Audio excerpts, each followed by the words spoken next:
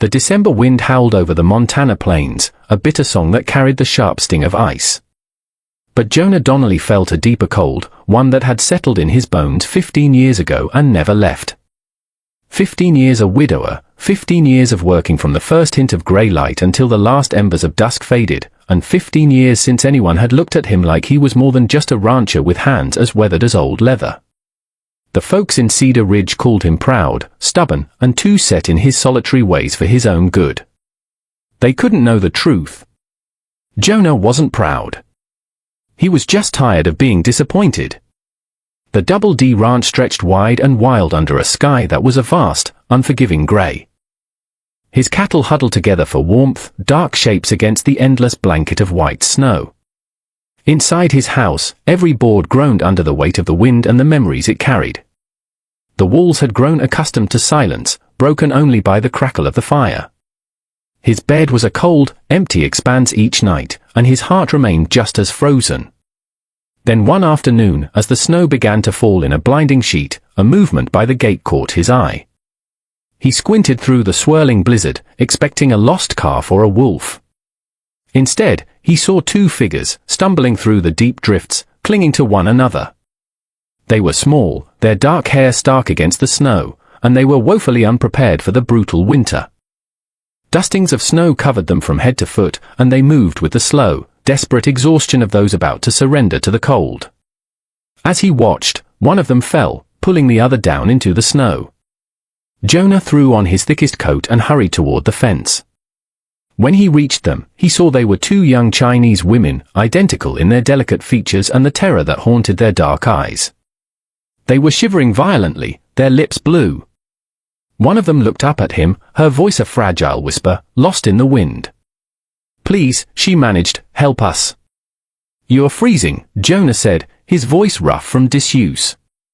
He wasted no more time, scooping one of them into his arms while helping the other to her feet. Her sister was alarmingly light. "Easy now. You're safe here," he half-carried, half-dragged them toward the warmth of his home. Inside, he settled them near the hearth, the firelight flickering over their pale faces. One of them breathed a name, her voice barely audible. This is my sister, Leanne." Jonah worked with a gentle efficiency that would have surprised the townsfolk. He ladled hot stew into bowls, his steady hands a contrast to their trembling fingers. They ate with a desperate hunger that spoke of days without a proper meal. As warmth returned to them, he saw the bruises on their arms and the fear that never quite left their eyes. These women were not just lost, they were running. "You'll stay the night," he stated, leaving no room for argument. The one named Mai tried to protest. "We do not wish to bring trouble to you." Jonah's gaze was firm. "You can barely sit upright. Trouble or not, I won't turn away someone who needs help." The other sister, Leanne, finally nodded, too weary to argue. They ate together at his kitchen table. After the first few bites, they ate like starving women. "Been traveling long?" Jonah asked, his tone softer than he intended. "Many days," Mai said softly. "Running away from something," Leanne added. "We cannot say where we are headed yet." Jonah studied them closely. Beneath the grime and weariness, he saw two souls burdened by more than the winter cold. When they finished eating, Jonah showed them to the guest room upstairs. "There are clean sheets," he said, "and rest. You'll need it." "Thank you," they said in unison, their voices sincere. "You have already done more than we deserve." Jonah paused at the door, a strange, unfamiliar warmth stirring deep inside him. "Get some sleep," he said. "We'll talk more in the morning." Hours later, the blizzard raged against the windows as Jonah lay awake in his own bed. His house had not felt this alive in years. He could hear the soft murmurs from upstairs as the sisters settled into a safe rest. It reminded him what it was like to not be utterly alone. The next morning, Jonah expected to wake to silence. Instead, he found Mai and Leanne in the kitchen, the scent of hot tea filling the air. "We figured we could lend a hand," Mai said shyly. "It is the least we can do." Jonah raised a brow. No one had worked beside him in this house since his wife had passed. The help felt strange, but good. Breakfast is ready, he said, trying to hide a smile. They ate together again. Color had returned to their cheeks. Why do you live all alone out here? Leanne asked. Jonah shrugged. Life didn't turn out the way I thought it would. No children. Mai asked gently. No, he replied. Some dreams don't grow the way you hope. The sisters looked down, their expressions full of a shared understanding of lost dreams. As the days turned into a week, the blizzard passed, leaving the world pristine and white. Mai and Leanne settled into ranch life like they were born to it. They mended his clothes with neat, careful stitches, cooked meals that filled the house with forgotten aromas, and even coaxed the old barn cat into letting them pet it. Jonah found himself laughing again, real laughter that echoed in the quiet halls of his home. But with this newfound happiness came a creeping fear of it ending. One afternoon, Jonah watched them from the porch. They were working together, clearing a snow-covered path to the barn, their movements synchronized, their quiet chatter a melody against the winter silence. They looked like they belonged to the land, like they belonged here with him. He gripped the porch rail, his heart trembling with a hope he had not dared to feel in years.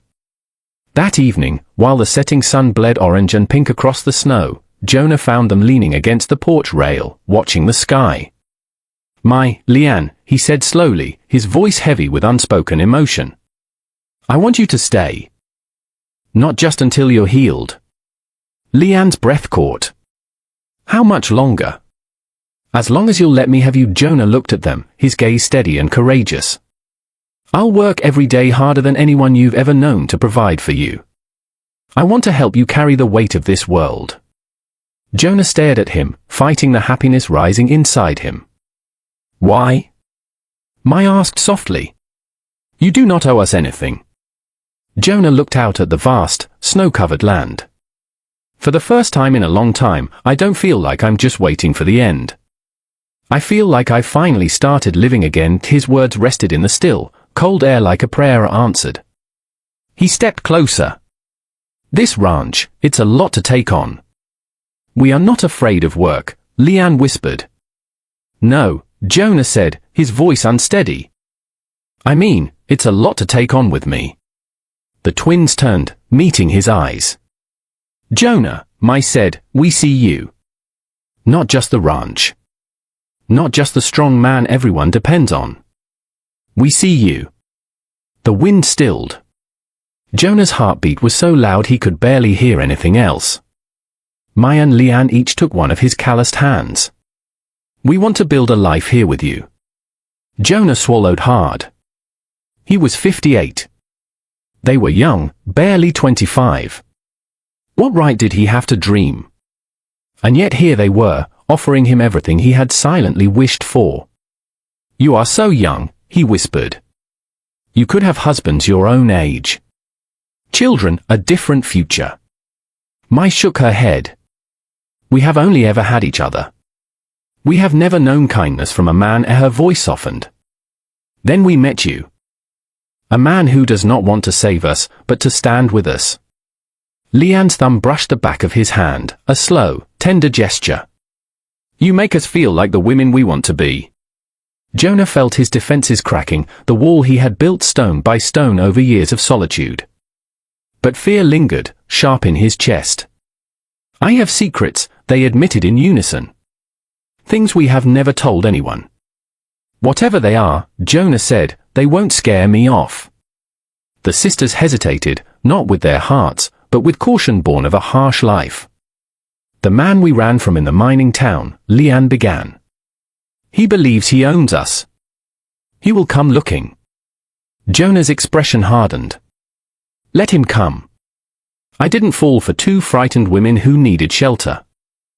I fell for the women who wake up before dawn to brave the cold, who work harder than any ranch hand, who filled my silent home with warmth and laughter. Those are the women I'm asking to stay beside me. They exhaled in relief, their shoulders sinking as years of fear loosened its grip. Jonah smiled, slow and sure, and touched both of their cheeks. I don't care about your past. I want to be your future. The world felt small and full and perfect. The twins reached up and held his face gently between their hands. Then stay, he whispered. Marry me. Both of you. He leaned in to kiss them, a promise of a shared future. But just as their lips were about to meet, the sound of hoofbeats cracked the winter silence, hard and fast, coming up the road. The twins stiffened instantly, their faces pale with terror. Jonah felt his throat tighten. It is him, Mai whispered.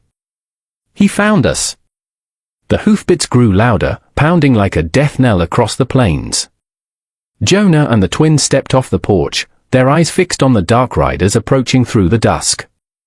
3 men on horseback slowed at the gate. The leader, a large, cruel-looking man, called out, "I'm looking for my property." 2 Chinese girls. Jonah stepped forward, shoulders squared. There's no property here. Only people. The man grinned without warmth. They ran off. That ain't how things end. You owe me for them. Jonah felt the sharp sting of rage in his chest. These men had come to his home, his land, threatening the women he had dared to love. He moved to stand in front of them. I don't owe you a thing. That contract was illegal and immoral. They are free women. That ain't what the law thinks, the man replied. We're done talking. Before violence could erupt, Jonah spoke, his voice strong and clear as the winter air. This is private land. You boys can keep riding, or we can finish this in town with the sheriff. And I promise you, my word carries more weight in this county than yours. The man sneered. Mister, a lonely ranch won't protect them from this. Jonah's eyes flashed. He stood taller, unafraid. I am not a lonely man, he said. And I protect what's mine. And Leanne's breath caught at his words. What's mine? The men shifted uneasily, glancing around at the formidable ranch. Something about Jonah's confidence made them hesitate. He looked like a man who had faced down blizzards and wolves and never bowed. If you try taking them, Jonah added, his hand resting near the pistol at his belt, you'll regret it. The cruel man's smirk faded. Mai and Leanne stepped up to stand beside Jonah, one on each side, their hands brushing his. A quiet promise passed between the 3 of them. Finally, the leader spat into the snow. This ain't over, he growled. It is for you, Jonah replied. Ride out. The riders turned and galloped away into the fading light. Silence filled the ranch again. Jonah exhaled, shaking with adrenaline. You shouldn't have, Mai whispered. I will not hide from anyone, he said firmly. And I won't let them take you. Mai and Leanne stared at him, their eyes full of an emotion so profound it left them speechless. You'd risk your ranch, your life for us. Jonah touched their cheeks with gentle fingers. You said you wanted to help carry the weight of this place. I want to help carry yours.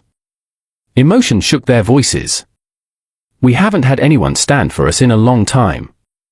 You do now, Jonah whispered. He leaned his forehead against theirs, the moment holding them close. I love you, he breathed.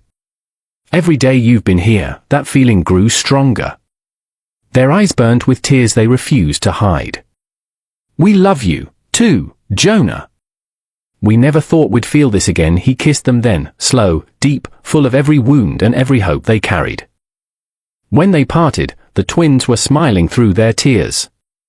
If you plan to marry us, Mai teased lightly, there's something you should know. What's that? Jonah asked, still breathless. Leanne took his hand and placed it over her heart, while Mai placed her hand over his. This place is yours, too, now, Jonah said. Not because you asked, but because you earned it. They swallowed hard. We'll spend every morning and night proving you made the right choice. They stood together as the stars came out, impossibly bright in the cold, clear sky. The land was peaceful once more. The danger had not vanished, but they would face it side by side, as a family. Later that night, with the windows frosted over and the fire burning low, Jonah lay beside Mai and Leanne for the first time. Not as strangers seeking shelter, not as runaways, but as the women he had chosen. He looked at them in the moonlight. Mai looked at him, her dark eyes soft and vulnerable. Please take it easy, she whispered with a smile. Leanne nodded, adding, we have not been loved in years. Jonah laughed softly, kissed both their hands, and held them close. You make me feel like I finally found home, he said. You did, they whispered in unison. We all did. Outside, the wind swept across the grasslands, calm and steady. The Double D Ranch slept under the wide Montana sky. Tomorrow would come with new work, new challenges, and a new, shared hope. But tonight, Jonah Donnelly's heart was no longer lonely. He had two souls to share the dawn